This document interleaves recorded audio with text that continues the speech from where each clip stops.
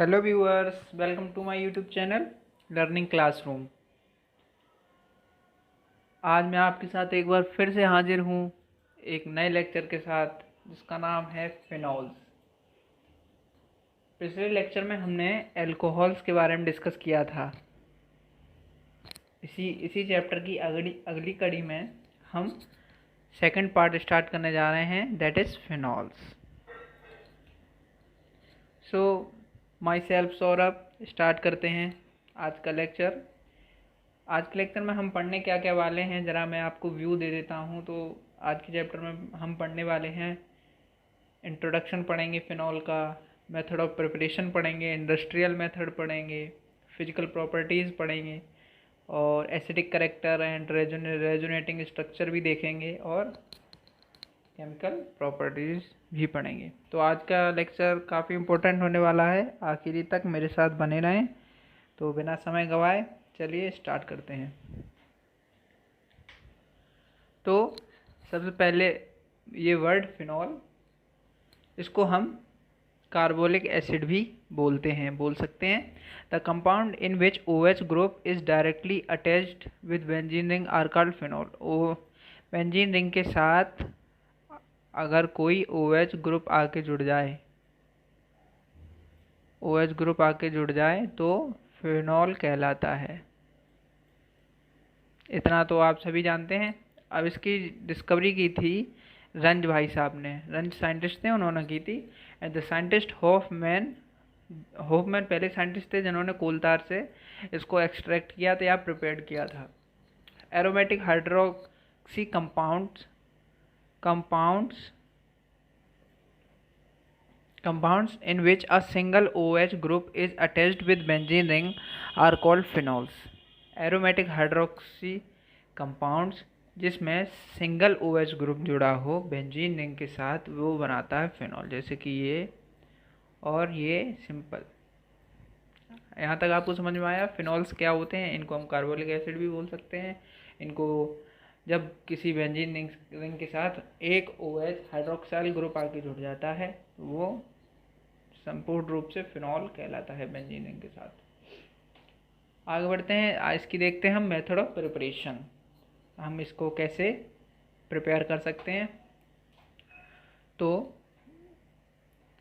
हम बेंजीन को लेंगे और हम B2O5 की प्रेजेंस में ऑक्सीडेशन कराएंगे 300 डिग्री सेल्सियस पर। तो ऑक्सीडाइज्ड होकर बेंजीन फिनॉल बना लेगा। ऐसे ही हम क्लोरोबेंजीन को लेंगे एक्वस NaOH की प्रेजेंस में। वही सेम टेम्परेचर रखना है 300 डिग्री वाला, और फिनॉल फॉर्म होता हुआ दिखेगा। अब बेंजीन रिंग पर दो ग्रुप लगे हुए हैं, एक OH और एक COOH। सोडा लाइम के साथ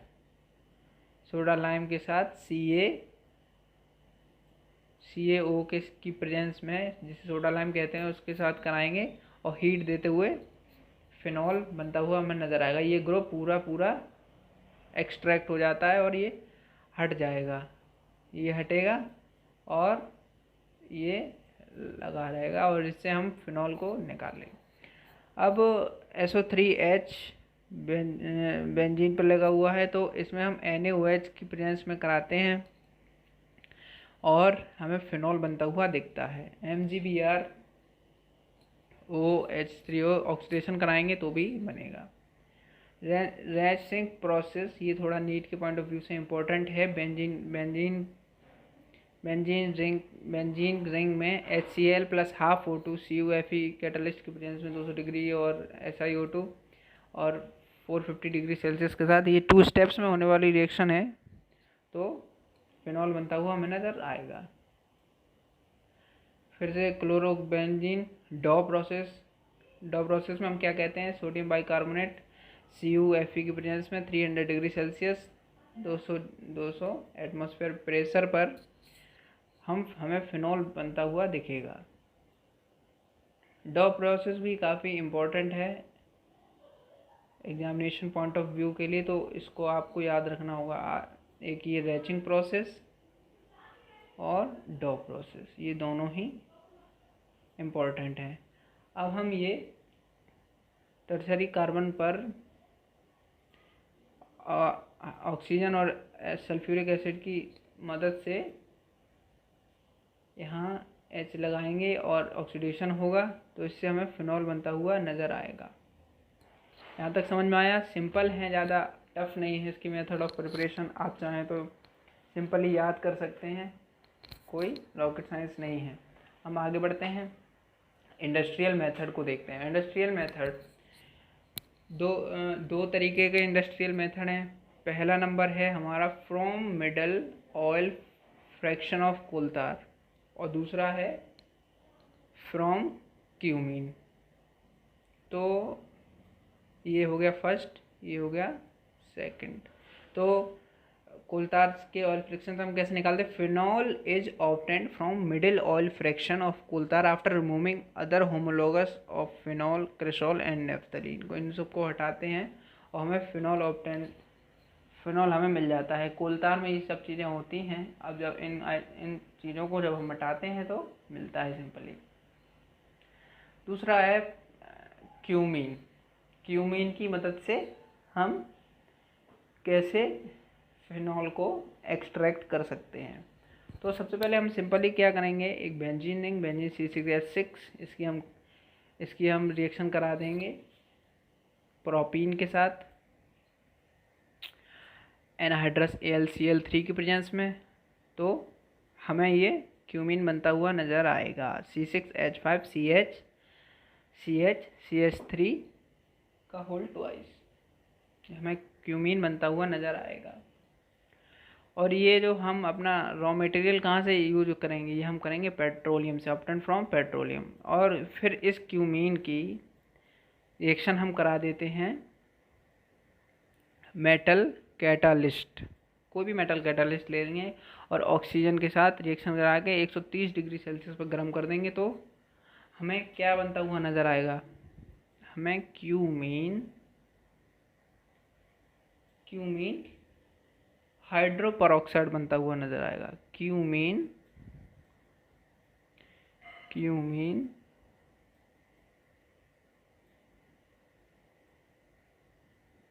हाइड्रोपरऑक्साइड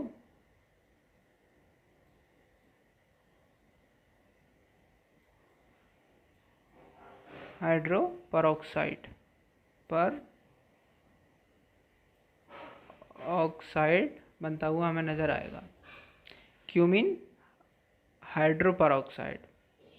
और फिर हम इसकी डाइल्यूट H2SO4 की प्रेजेंस में रिएक्शन कराते हैं तो हमें पहले नंबर मिलेगा फिनॉल और इसी के साथ में एसीटोन मिलेगा, एसीटोन।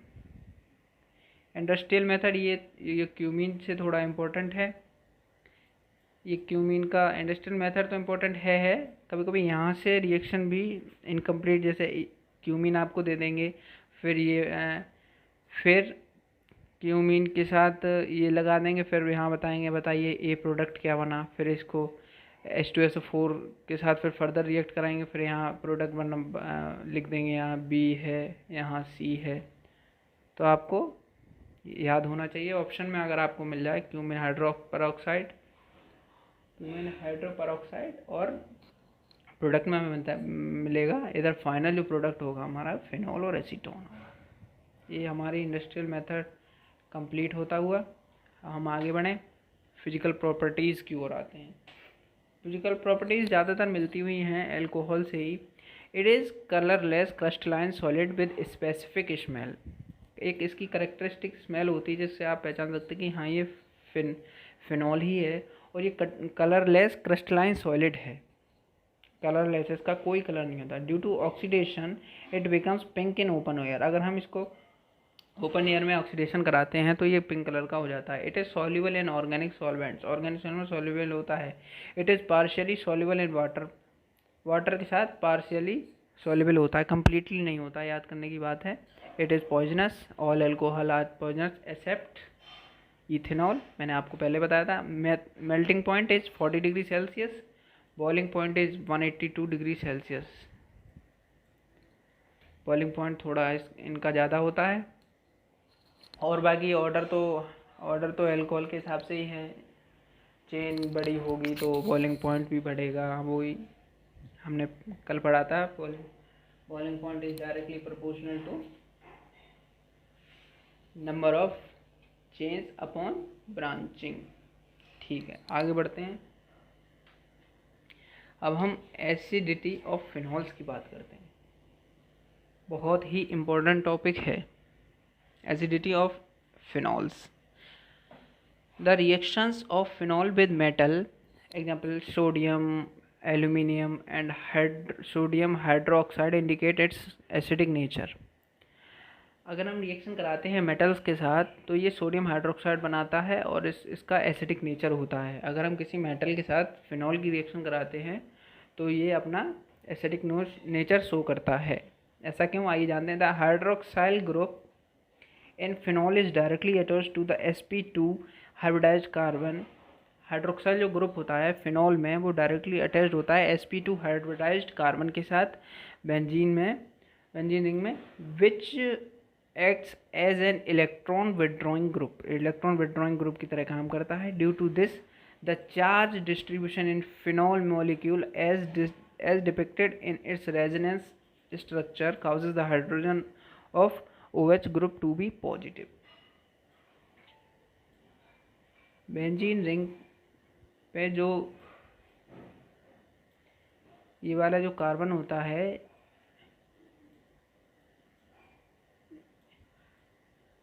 ये वाला कार्बन sp2 हाइब्रिडाइज्ड होता है, sp2 हाइब्रिडाइज्ड होता है। और ये वाला जो कार्बन है, ये वाला जो कार्बन है ये इलेक्ट्रॉन विड्रॉइंग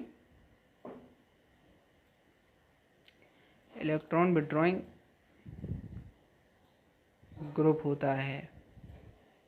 तो इसकी वजह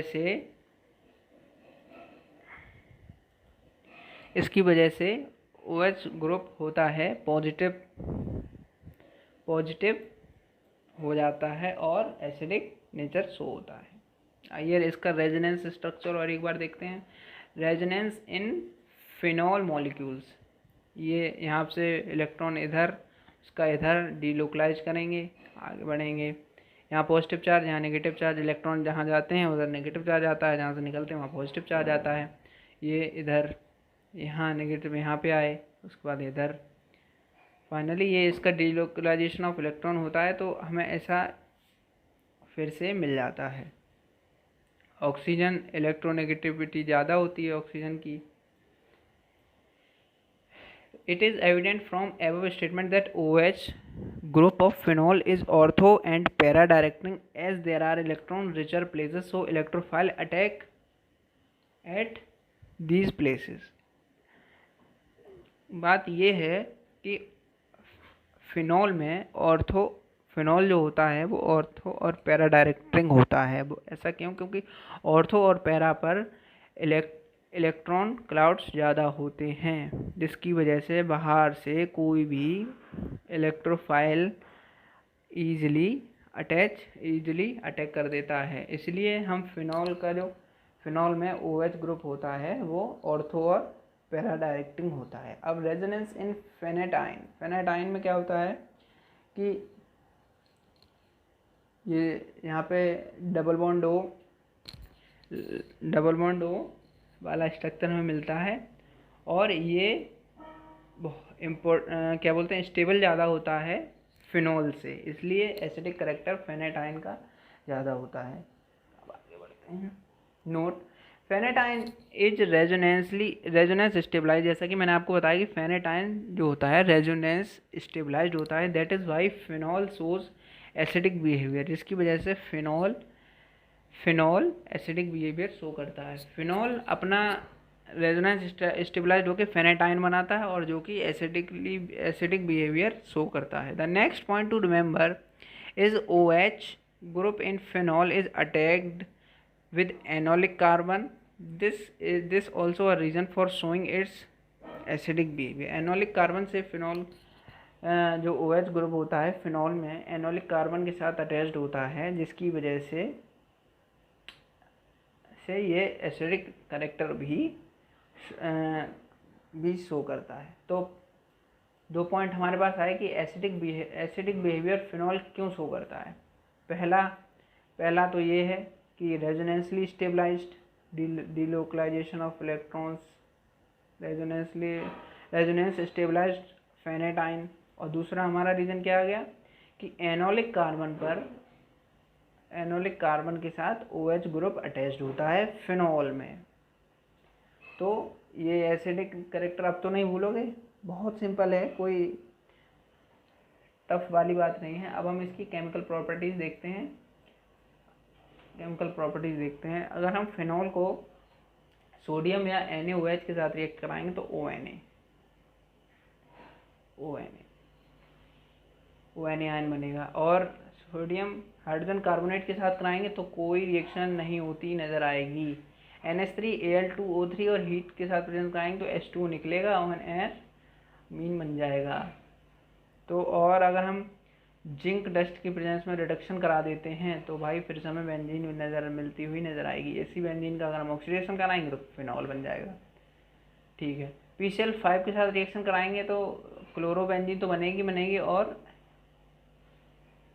3-फिनाइल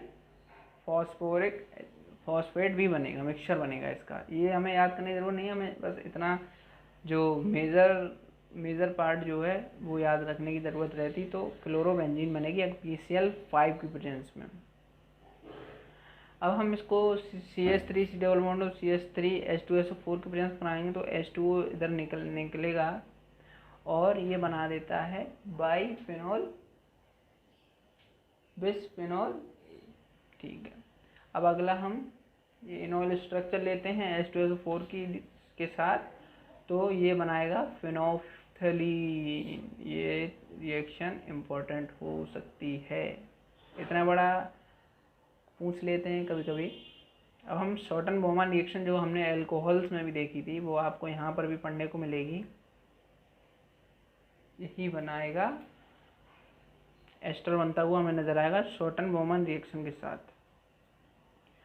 अब हम इसकी CH3 डबल बॉन्ड और Cl के साथ रिएक्शन कराएंगे तो ये बनता हुआ हमें इंटरमीडिएट नज़र आएगा, और हम इसको AlCl3 प्रेजेंस की एसाइलेशन करवाते हैं तो OHCOCH3 बेंजीन पर नज़र आता हुआ मिलेगा। ये मेजर और ये माइनर। हम H2 और पैलेडियम के प्रेजेंस में कराते हैं तो साइक्लोहेक्सेनॉल बनेगा। अगर आपसे क्वेश्चन पूछ ले कि आप फिनॉल से साइक्लोहेक्सेनॉल कैसे बनाएंगे तो हाइड्रोजन और पैलेडियम की प्रेजेंस में बन जाएगा। FeCl3 न्यूट्रल, ये तो टेस्ट के लिए है, वायलेट कलर।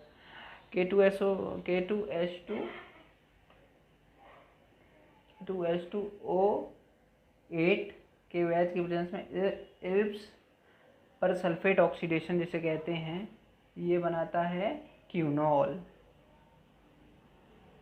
NCERT में भी ये रिएक्शन दी हुई होनी चाहिए। और हम KMnO4 के साथ ऑक्सीडेशन कराते हैं तो सभी को पता है मेसोटार्ट्रिक एसिड बनता है। बायोमोलिक्यूल में भी हम पढ़ेंगे। एयर और लाइट की प्रेजेंस में कराते हैं। पिंक कलर मैंने आपको बता दिया था कि अगर ओपन एयर में अगर हम इसको रखेंगे तो ये पिंक कलर का हो जाएगा। आगे बढ़ते हैं। Br2 और हेलोजिनेशन की रिएक्शन बहुत आती है, अगर हम इसको कराएंगे और H2O से कराते हैं तो ये हमें ट्राई-ब्रोमो फिनॉल बनता हुआ नजर आएगा। वाइट PPT होता है। और CCl4 और CS2 की प्रेजेंस में कराएंगे तो ये मेजर, ये माइनर। नाइट्रेशन कराते हैं। नाइट्रेशन में क्या है, डाइल्यूट HNO3 के साथ कराते हैं तो ये हमें नाइट्रोफिनॉल बनता हुआ नजर आएगा। पहला मेजर, दूसरा माइनर। HNO3 की प्रेजेंस में कराएंगे तो 1 ये ट्राइनाइट्रोफिनॉल बनता हुआ हमें दिखेगा। सल्फोनेशन देखते हैं। सल्फोनेशन भी सेम इसी की तरह नाइट्रेशन की तरह फ्रीडल क्राफ्ट रिएक्शन, ये बोर्ड के पॉइंट ऑफ व्यू से इम्पोर्टेंट रिएक्शन है। फ्रीडल क्राफ्ट रिएक्शन इसमें वही है, CH3Cl यहाँ से हटेगा, OH लगेगा, इधर नीचे CH3 आ जाएगा, इसमें CH3 इधर आ जाएगा साइड में, इधर OH आ जाएगा। Friedel craft reaction, Friedel craft दूसरी, फ्रीडल क्राफ्ट एसाइलेशन, इसमें वही है सेम फ्रीडल क्राफ्ट एल्काइलेशन की तरह, ये भी एसाइलेशन है। रीमर टीमन रिएक्शन भाई बहुत इंपॉर्टेंट है, ये आपको याद करनी पड़ेगी। रीमर टीमन रिएक्शन CHCl3 क्लोरोफॉर्म के प्रेजेंस में KOH के साथ एल्कोहलिक KOH लेंगे तो हमें ये मेजर नज़र आएगा, ये माइनर नज़र आएगा, यानी सैलिसल्डिहाइड जिसे बोलते हैं वो नज़र आएगा। CCl4 KOH के साथ तो ये मेजर, ये माइनर। CCl4 KOH के साथ, सिंपल KOH के साथ कराएंगे तो हमें कार्बोक्सिलिक एसिड का ग्रुप लगता हुआ नज़र आएगा। HCN HCl और AlCl3 के साथ कराएंगे तो यही अगेन फिर से कोल्बे श्मिट रिएक्शन भी इम्पोर्टेंट है। तो इसी के साथ हमने सारी की सारी केमिकल प्रॉपर्टीज़ डिस्कस कर ली। बहुत ही सिंपल चैप्टर है ये, कोई टफ नहीं है, इसके क्वेश्चन भी आसानी से बन जाते हैं। तो ये हमारा आज का दूसरा लेसन था। Hope you enjoyed this lecture, और आपको रिवीजन करते हुए चलना है। अब अगली वीडियो में मिलूँगा तो आपको पिछले दोनों लेक्चर रिवाइज होने चाहिए, वरना पढ़ने का मतलब क्या हुआ। रिवीजन करते रहिए, साथ साथ डेली नोट्स बनाते रहिए अच्छे से, और प्रीवियस ईयर के क्वेश्चन लगाते रहिए। इतना ही आपके लिए बेनिफिशियल है। प्रीवियस ईयर ज़्यादा नहीं, मात्र 12 ईयर्स के लगाना है, और MCQ ज़्यादा नहीं लगाना है। यही देखें, अपनी थ्योरी स्ट्रॉन्ग बनाएं, कॉन्सेप्ट क्लियर रखें। आप ईजिली कोई भी एग्ज़ाम टैकल कर सकते हैं, कोई टफ नहीं होता पेपर। बस हमारी कमी कहाँ रह जाती है, हमारी कमी गाइडेंस में रह जाती है, और कमी रह जाती है हमारी प्रैक्टिस में। हम प्रैक्टिस नहीं करते। तो थ्योरी को अच्छे से रिवाइज करें, प्रीवियस ईयर के क्वेश्चन लगाएं ज़्यादा से ज़्यादा, 2-3 बार तो करके ही जाएँ नीट के पेपर से पहले। और आपको अगर ये वीडियो अच्छा लगा हो तो वीडियो लाइक करें, और आप अभी तक आप मेरे अगर टेलीग्राम ग्रुप से नहीं जुड़े तो टेलीग्राम ग्रुप का लिंक मैं आपको डिस्क्रिप्शन में दे दूँगा। और अगर वरना आप सिंपली टेलीग्राम ऐप को इंस्टॉल करें और लर्निंग क्लासरूम ये वाला लर्निंग क्लासरूम टाइप करें बिना किसी स्पेस के साथ, मैं आपको वहाँ अवेलेबल हो जाऊँगा। आपको नोट्स चाहिए या PDF जो भी चाहिए आप मेरे से मांग सकते हैं। और ईथर का अगला चैप्टर जो लास्ट जो लेसन है, लास्ट पार्ट जो है इसका कल आ जाएगा। तो आप तब तक के लिए स्टे ट्यून्ड विद अस, और हाँ, रिवीजन करते रहिए। पिछली 2 वीडियोस को इसको तो देखें, इससे पिछले वीडियो को भी ज़रूर देखें। 1.5x की स्पीड पर देखें, और इससे आपका रिवीजन भी साथ साथ होता रहे। इसी के साथ thanks for watching, bye bye.